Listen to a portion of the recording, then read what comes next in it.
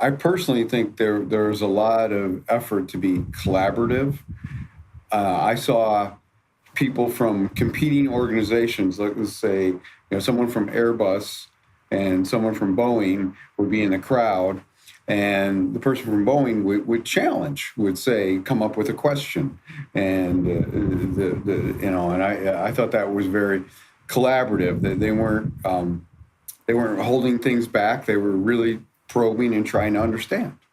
So I think it was fairly collaborative. And this industry now is very complex, and we can see that many of these companies sometimes are competitors, sometimes are partners, sometimes one is the supplier to OEM. So I felt that the space was very open, and people were already